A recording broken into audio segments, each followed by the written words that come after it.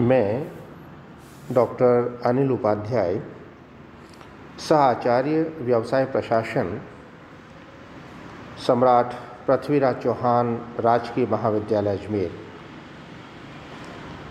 प्रबंध की प्रकृति के संदर्भ में एक बहुत बड़ा कथन है कि प्रबंध व्यक्तियों का विकास है, न कि वस्तुओं का निर्देशन।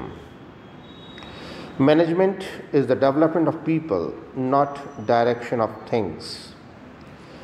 लॉरेंस एप्पले का यह कथन वास्तव में सत्य के बहुत निकट है। अमेरिकी प्रबंध संघ के पूर्व अध्यक्ष लॉरेंस एप्पले ने लिखा है कि प्रबंध व्यक्तियों का विकास है, न कि वस्तुओं का निर्देशन। इस कथन से यह बात स्पष्ट है कि प्रबंध व्यवस्था में तकनीकी तथा भौतिक संसाधनों की तुलना में मानवीय संसाधनों का महत्व अधिक है। इससे भी अधिक विस्तृत परिकल्पना करें तो शायद इस कथन में यह भाव भी छिपा हुआ है कि भौतिक संसाधनों का प्रबंध करना कोई प्रबंधकीय कार्य नहीं है, बल्कि मानवीय संसाधनों का विकास ही प्रबंध का एकमात्र कार्य है। इसमें शायद यह भाव भी निहित है, यदि मानवीय संसाधनों को ठीक से विकसित कर लिया जाए तो बाकी सभी साधनों का प्रबंध स्वतः हो जाता है। प्रबंध वस्तुओं का निर्देशन नहीं है, यह हम इस बात से समझ सकते हैं कि लॉरेंस एप्पले ने 20वीं शताब्दी में यह अनुभव किया कि प्रबंध वस्तुओं का निर्देशन नहीं है, और इसलिए इस विचारधारा की कुछ प्रमुख मान्यताएं इस प्रकार की थी कि प्रत्येक कार्य करने की एक सर्वोत्तम या प्रमाणित विधि होती है। प्रबंधक इस सर्वोत्तम विधि को खोज सकता है। प्रबंधक प्रत्येक कर्मचारी से इस सर्वोत्तम विधि से कार्य करवाता है।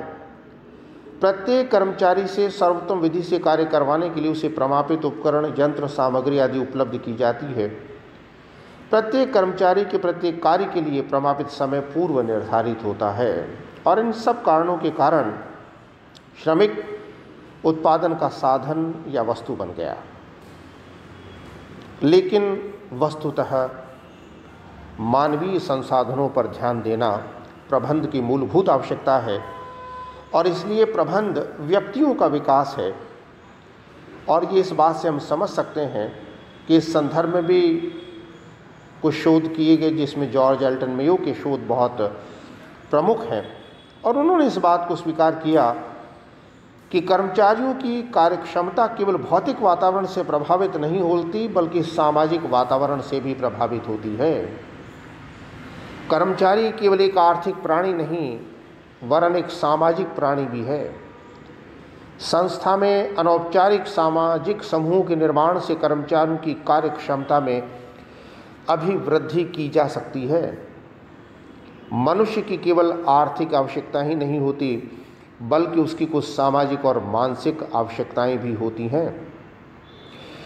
मनुष्य को अभिप्रेरित करने के लिए उसकी आर्थिक आवश्यकताओं के साथ साथ उसकी सामाजिक एवं मानसिक और मनोवैज्ञानिक आवश्यकताओं को भी संतुष्ट किया जाना चाहिए।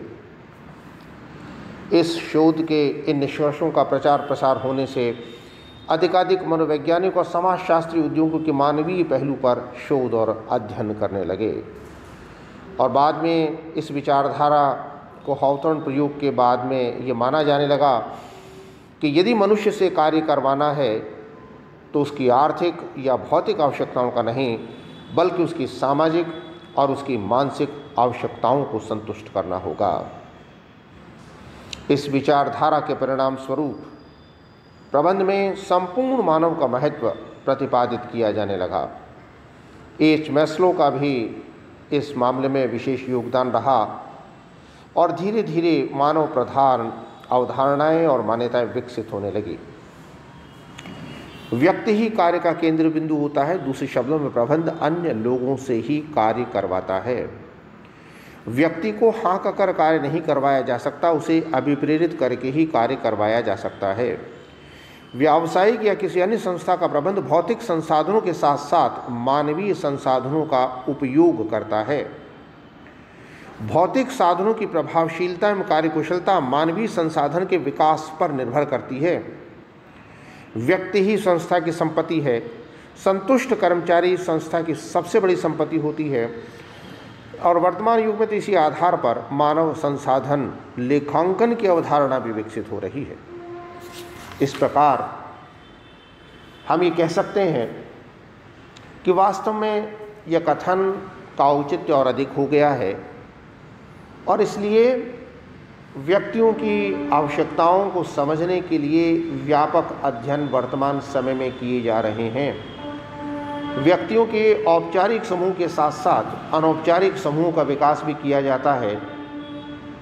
आज का प्रबंधक कर्मचारियों को आदेश निर्देश कम देता है, बल्कि उनका कार्य के प्रति आकर्षण पैदा करने पर बल देता है। अब सभी संस्थाएं व्यक्तियों के विकास के लिए नियुक्ति से पूर्व और नियुक्ति के बाद समय समय पर प्रशिक्षण कार्यक्रम आयोजित करती हैं। आज सभी संस्थाओं के कर्मचारियों के विकास के लिए अभिप्रेरणा की अनेक तकनीकों का विकास किया गया है, जिसमें वित्तीय और अवित्तीय तरीके शामिल हैं। सरकारी स्तर पर भी मानव संसाधनों के विकास के लिए प्रयास किए जाने लगे हैं। सरकार ने भी इसलिए मानव संसाधन विकास अलग से गठित किया है और इस प्रकार उपर्युक्त विवेचन से यह भली भांति स्पष्ट हो जाता है कि प्रबंध व्यक्तियों का विकास है, न कि वस्तुओं का निर्देशन। वर्तमान में अधिकांश प्रबंधक अपने कर्मचारियों की मानवीय क्षमताओं के विकास से ही अपने संसाधनों के समुचित उपयोग करने में विश्वास करते हैं। अतः वर्तमान संदर्भ में भी यह कथन बहुत ही उपयुक्त जान पड़ता है। धन्यवाद।